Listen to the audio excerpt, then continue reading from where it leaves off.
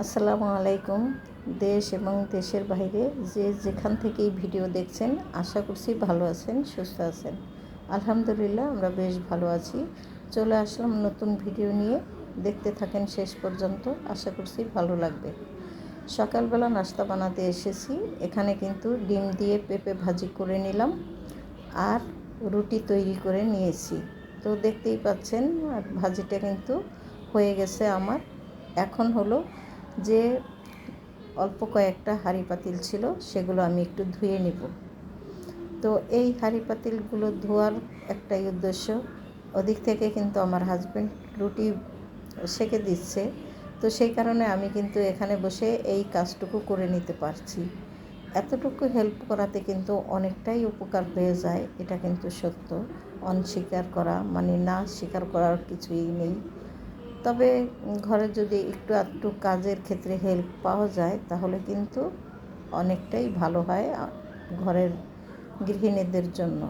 অনেকেই আছে এই কাজগুলো আসলে পছন্দও করে না, আবার ভালো বাসে না, কিন্তু আসলে না, সবারই একটু আধটু হেল্প করা উচিত। তো দেখতেই পাচ্ছেন এখানে কিন্তু রুটি সেঁকে নিয়ে আসছি আর সেই সাথে ভাজি। তো খাওয়া দাওয়াটা খুব সুন্দরভাবে আপনাদের সাথে শেয়ার করতে পারিনি, হঠাৎই একটা ফোন আসলো, তড়িঘড়ি করে চলে যেতে হলো মায়ের কাছে। তো মার কাছে চলে গেলাম আর মাকে নিয়ে বাসায় চলে আসলাম। আসার পরে হালকা পাতলা কিছু রান্নাবান্না করে নিলাম, অত বেশি কিছু করতে পারলাম না, কেননা সময় হাতে ছিল না। পটল ভাজা করে নিলাম, সেই সাথে সামান্য একটু মুরগির মাংস রান্না করে নিলাম। আর আগের দিনের যা টুকটাক রান্নাবান্না করা আছে সেগুলো দিয়েই আমরা আজকের খাবার খেয়ে নেব। তো দেখতেই পাচ্ছেন এখানে কিন্তু অলরেডি মাংস আমি বসিয়ে দিয়েছি। প্রতিদিনের মতোই রেগুলার যে মশলাগুলো দেই সেগুলো দিয়েছি, আদা রসুন বাটা, সেই সাথে গরম মশলা যা যা লাগে। মোটামুটিভাবে রান্নাও কিন্তু আমার হয়ে গেছে। তবে দুপুরবেলা খাওয়া দাওয়াটা আপনাদের সাথে ওইভাবে আর শেয়ার করতে পারবো না, এমনিতেই পারি না, বিশেষ করে এখন তো মা আছে আমাদের সাথে। তো এখান থেকেই চলে যাব সরাসরি বিকেলবেলা।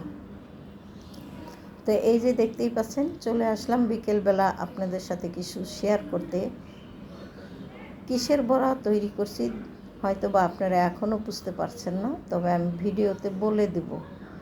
কারণ এই তো এখন কিন্তু কাঁঠালের সিজন। কাঁঠাল কিন্তু অলরেডি অনেকগুলো বাসায় আনা হয়েছিল, দেশ থেকেও আনা হয়েছিল আর সাভার থেকেও আনা হয়েছিল, মানে আমার নিজের জায়গা থেকে। তো সেখান থেকে যেহেতু কাঁঠালগুলো আনা হয়েছে, আমি আর নষ্ট করতে চাইনি। সেই কাঁঠালগুলো এমনি এমনি খাওয়া হয়েছিল, আর বাদ বাকিগুলো দিয়ে আমি খুব সুন্দর করে ফ্রিজে রেখে দিয়েছিলাম গুলিয়ে।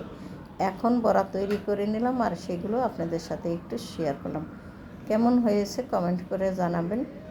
আপনাদের কাছ থেকে বিদায় নিই, পরবর্তীতে ডিটেলস বলবো কী দিয়ে আমি বড়াগুলো তৈরি করেছিলাম।